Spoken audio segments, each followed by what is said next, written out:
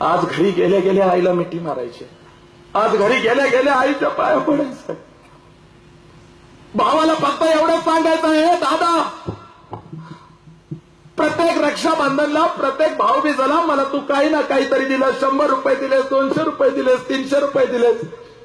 माझ्या लेकरांना सगळ्यांना मी सांगतो, या वर्षी तुम्ही ज्या भावाला भाऊबीजेला ओवाळाल तो तुमचा सक्का भाऊ असो, चुलत भाऊ असो, सावत्र भाऊ असो, कुठलाही भाऊ असो,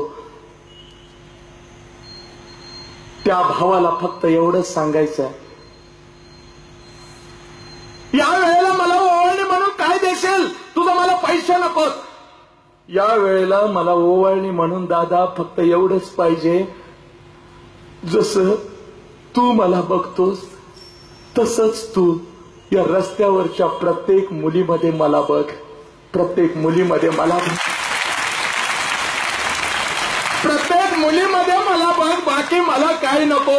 हेच भाऊबीजेला ओवाळणी पाहिजे. दादा तुझ्या बहिणीला कोणी छेडलं तर तुला कसं वाटेल, दादा तुझ्या बहिणीला कोणी घेऊन गेलं तर तुला कसं वाटेल. अगदी दादा ती सुद्धा दुसऱ्याची लेक आहे. बस भावाला मिठी मारायची आहे आणि या भाऊबीजेला तरच आम्हाला अण्णांच्या आत्म्याला शांती मिळेल, माझ्या आत्म्याला शांती मिळेल, शेजवाळी सरांच्या आत्म्याला आणि इथल्या सगळ्यांच्या आत्म्याला शांती मिळेल.